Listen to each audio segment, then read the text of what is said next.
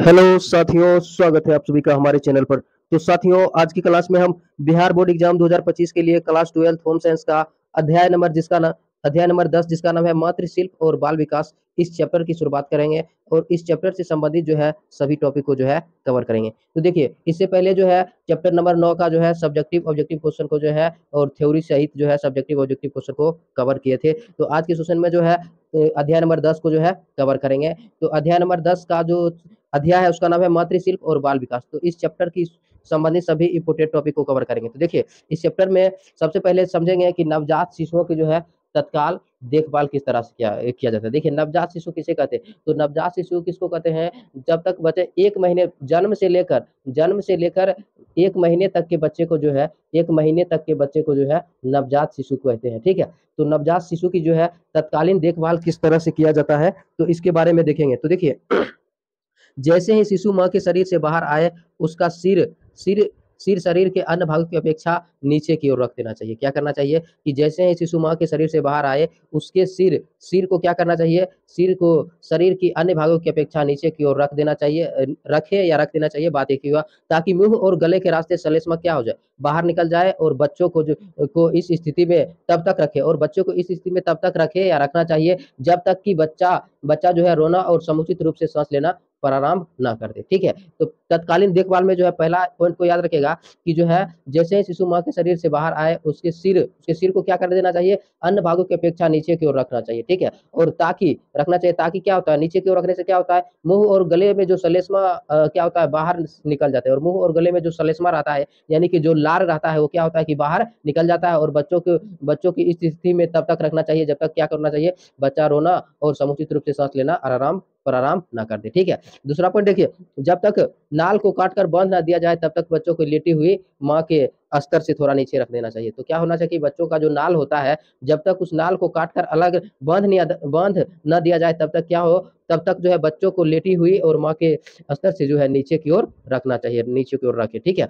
Next point है, देखिए, यदि बच्चा सांस ना ले तो तत्काल उसकी पीठ मले। तो ये क्या होता है कि बच्चा जब जन्म लेता है तो उसको पीठ को जो है मला जाता है, सहलाया जाता है। ठीक है? क्यों? क्योंकि बच्चे सांस नहीं लेता है तो क्या होता है कि उसके पीठ को जो है मला जाता है। तो इस पॉइंट को याद रखिएगा कि अगर बच्चा सांस नहीं ले रहा है तो तत्काल उसको पीठ को क्या करना चाहिए? उसको पीठ को मलना चाहिए, हल्का से जो है मालिश करना चाहिए। उसके बाद देखिए, नेक्स्ट पॉइंट है, देखिए, बच्चे को ठंड से बचाने के लिए उसे साफ कपड़े से लपेटकर गर्म रखें। यदि देखिए ठंड का मौसम है तो ठंड को बचाने के लिए बच्चों को क्या करना चाहिए? साफ कपड़े में लपेटकर जो है गर्म करके जो है रखना चाहिए। नेक्स्ट पॉइंट है, देखिए, जन्म के बाद जितनी जल्दी संभव हो माँ को बच्चों को स्तनपान करना चाहिए। और जन्म के बाद जो है क्या करना चाहिए कि माँ को जो है बच्चों को क्या करना चाहिए?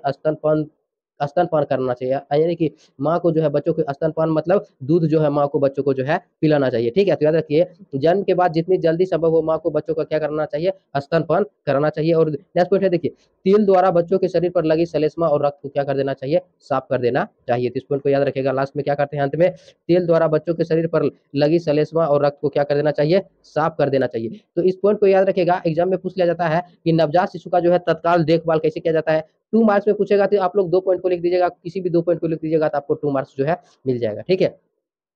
देखिए, नेक्स्ट पॉइंट है, देखिए, प्रसूता का तत्काल देखभाल किस तरह से किया जाता है। तो प्रसूता का मतलब तो आप लोग समझते हैं, तो इसका जो है तत्काल देखभाल कैसे किया जाता है। तो देखिए, क्या कैसे किया जाता है? प्रसूता का तत्काल देखभाल कैसे किया जाता है? तो देखिए, महिला के लिए क्या किया जाता है? महिला के लिए प्रसव के बाद पहला घंटा क्या होता है? निर्णायक होता है। इस समय उसकी पूरी देखभाल करनी चाहिए। और पहला घंटा क्या होता है? काफी जो है निर्णायक होता है, यानी कि कष्टदायक होता है। इस समय उसकी जो है क्या करना चाहिए? पूरी तरह से देखरेख करना चाहिए। देखिए, माँ को अकेले नहीं छोड़ना चाहिए। माँ को क्या नहीं करना चाहिए? अकेले नहीं छोड़ना चाहिए। जिससे देखिए, जिससे इसको याद रखिएगा, जिसने प्रसूता का प्रसव कराया है उसे इस पर नजर रखनी चाहिए कि प्रसूता का अत्यधिक रक्तस्राव तो नहीं हो रहा है। इस बात पर ध्यान देना चाहिए कि अत्यधिक मात्रा में रक्त का स्राव तो नहीं हो रहा है, या सदमे में तो नहीं है, या उसे अचानक बेहोशी तो नहीं आ रही है। प्रसूता के रक्तचाप और उस नब्ज और श्वास गति का रिकॉर्ड करना चाहिए। ठीक है? तो इस सभी बातों को जो है जानकारी रखना चाहिए। किसको? प्रसूता को, जिसने क्या कराया है, जो है प्रसव कराया है, तो उसको जो है सभी बातों को जो है जानकारी रखना चाहिए। नेक्स्ट पॉइंट है, देखिए,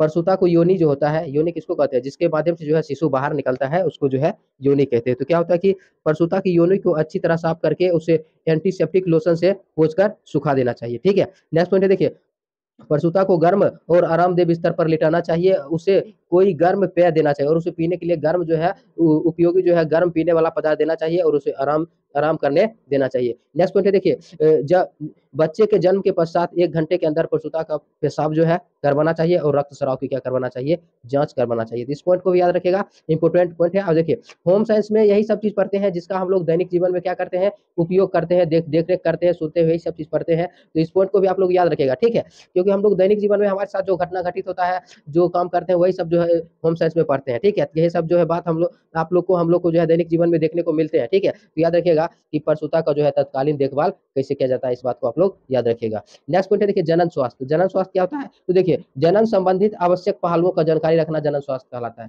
जनन स्वास्थ्य किसे कहते हैं, एग्जाम में क्वेश्चन पूछ लिया जाएगा कि जनन स्वास्थ्य आप क्या समझते हैं, तो जनन 2 मार्क्स में पूछ लिया जाता है, ठीक है। तो देखिए जनन संबंधित आवश्यक पहलुओं का जानकारी रखना क्या कहलाता है, जनन स्वास्थ्य कहलाता है। यानी कि जनन से संबंधित जो है आवश्यक पहलुओं का जानकारी रखना जनन स्वास्थ्य कहलाता है। देखिए उसके बाद देखिए नेक्स्ट पॉइंट है देखिए नव प्रसूता का भोजन क्या होता है।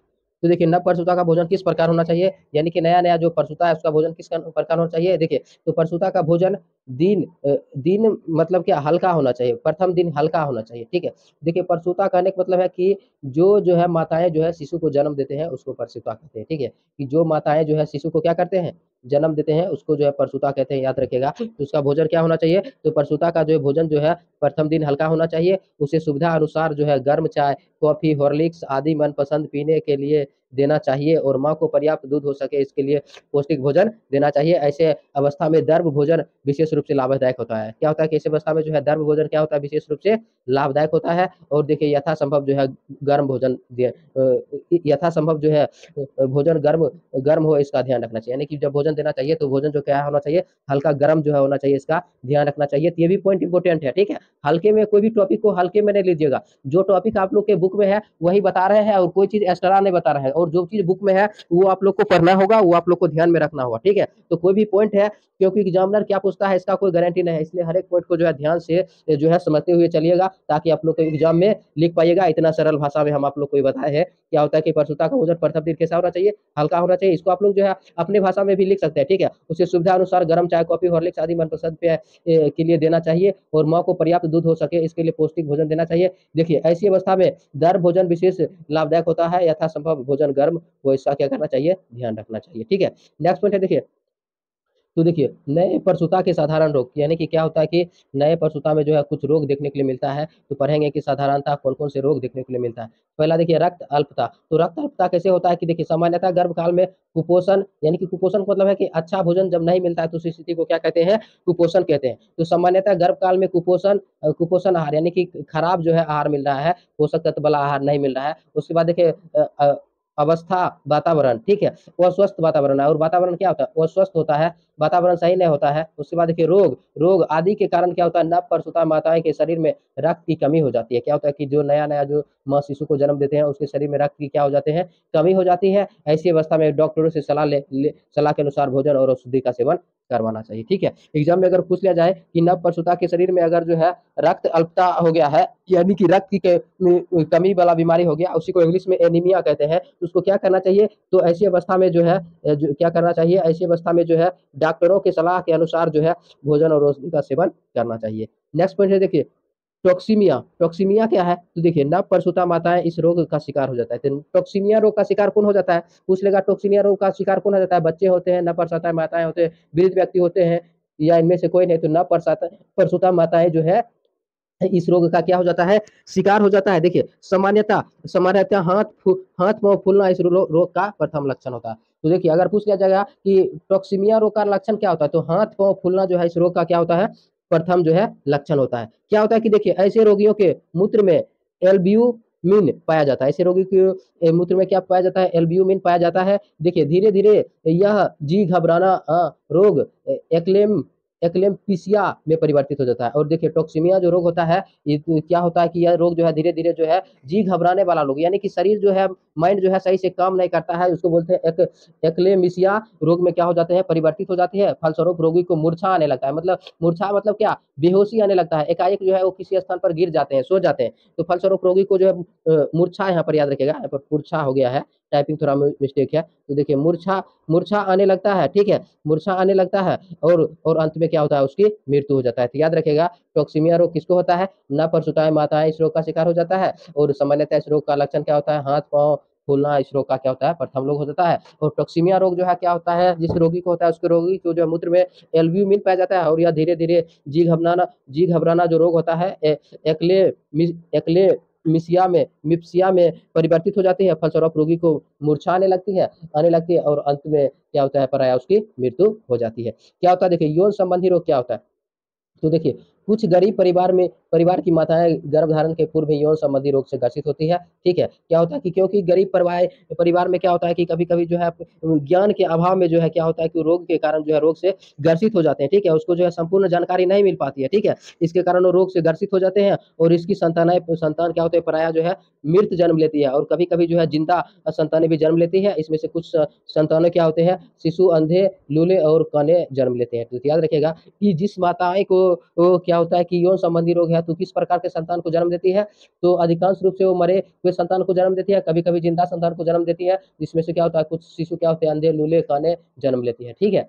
तो इसको याद रखेगा, इंपॉर्टेंट है, ये भी ऑब्जेक्टिव के रूप में पूछ लिया जाता है। नेक्स्ट पॉइंट है देखिए नवजात शिशु। तो नवजात शिशु किसे कहते हैं, तो देखिए नवजात शिशु किसे कहते हैं, तो देखिए गर्भस्थ शिशु जो माँ के शरीर से जन्म लेता है, यानी कि गर्भस्थ जो शिशु माँ के शरीर से जन्म लेता है उसे क्या कहते हैं, नवजात शिशु कहते हैं। तो याद रखिएगा गर्भस्थ शिशु जो माँ के शरीर से जन्म लेता है उसे नवजात शिशु कहते हैं। देखिए लैटिन भाषा में नवजात शिशु, जिसको देखिए न्यूनेट का अर्थ होता है, न्यूनेट का अर्थ नया होता है। लैटिन भाषा में नवजात शिशु यानी का न्यूनेट का अर्थ क्या होता है, नया होता है, जो ग्रीक भाषा के नियोस से बना है, जो ग्रीस भाषा के किस शब्द से बना है, नियो शब्द से बना है। तो यानी कि अगर आप लोग को ऑब्जेक्टिव में कुछ पूछा जाए कि नवजात शिशु जो शब्द है या न्यूनेट जो शब्द है वो ग्रीक भाषा के जो है किस शब्द से मिलकर बना है, नियो शब्द से मिलकर बना है। नेक्स्ट पॉइंट देखिए नियो शब्द का अर्थ है कि शिशु को 30 दिन तक को हो तो उसे नवजात कहते हैं।